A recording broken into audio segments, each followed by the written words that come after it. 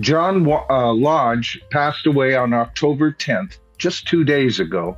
Really hit me hard. At the age of 82, I remember one of the earlier videos said he was 79, but in fact, he was 82 years of age.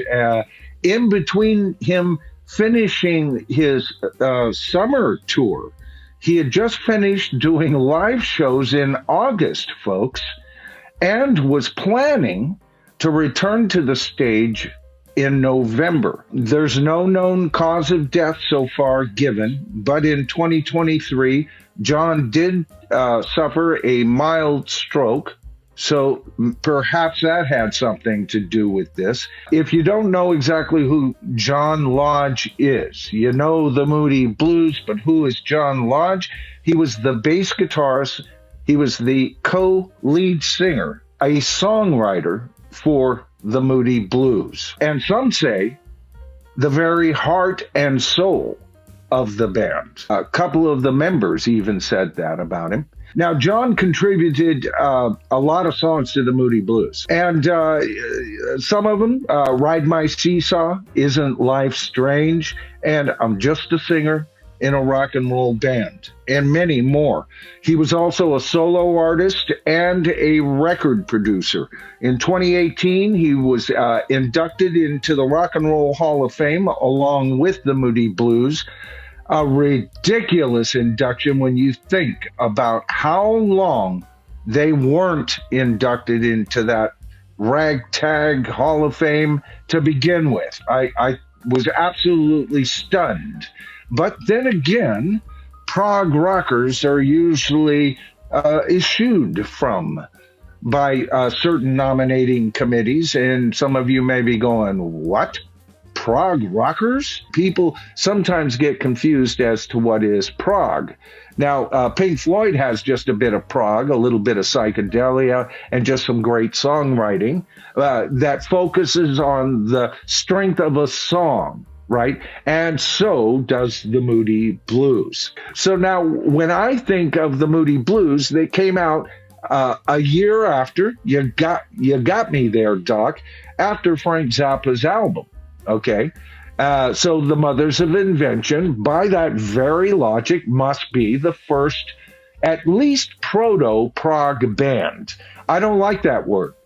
I think they were fully prog, or at least, well, no, so was Frank Zappa. I'll admit that. The Moody Blues, first of all, you had, what was their first album? The Fabulous Moodies, The Magnificent Moodies, The Magical Moodies, something like that. And that was helmed by Denny Lane. As a matter of fact, they wrote material, but they did a lot of covering.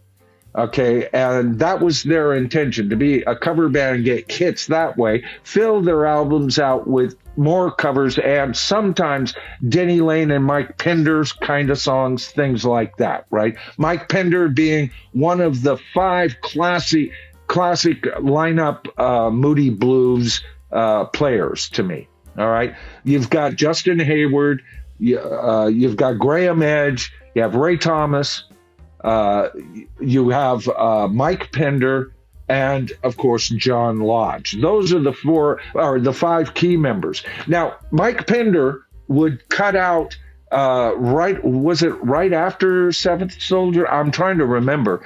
And he moved to the States, moved to LA, right? At one point later on, Justin Hayward caught up with him and was going to make an album with him, right?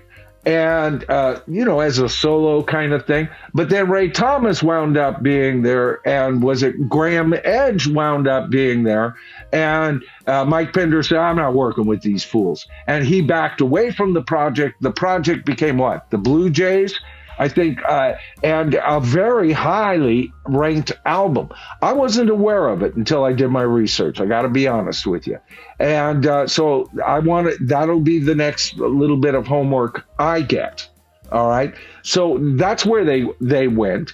But once they got to these 5 key members, and along with, Days of Futures Past, they were on a whole different road.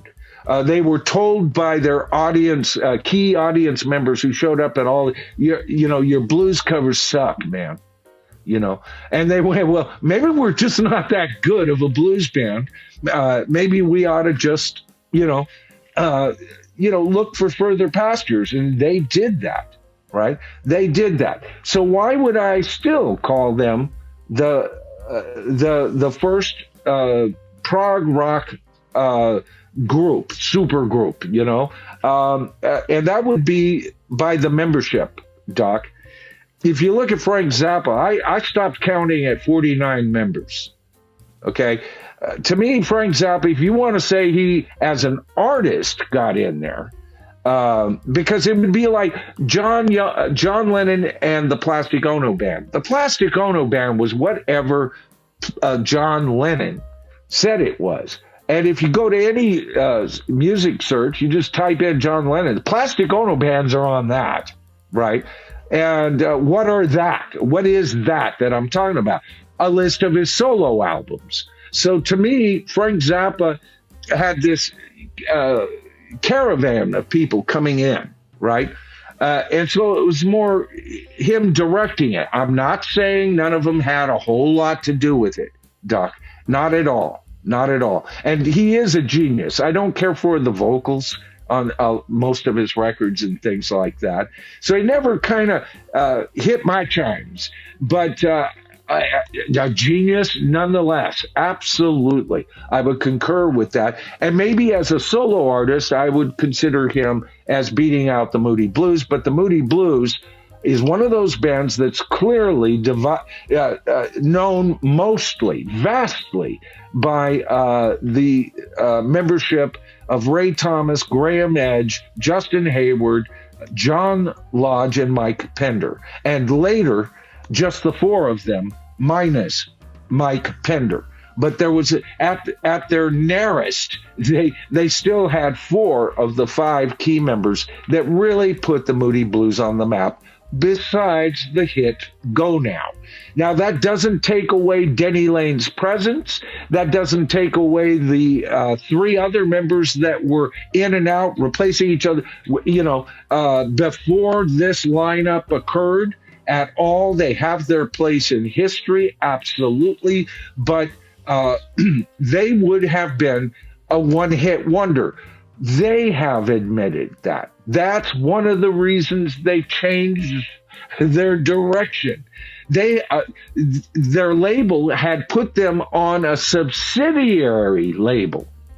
Okay? They were fighting for their existence. They knew their days with a record contract were limited, and they had to do something radical. And when you think of the radicalness of what they accomplished, well, it just blows me away.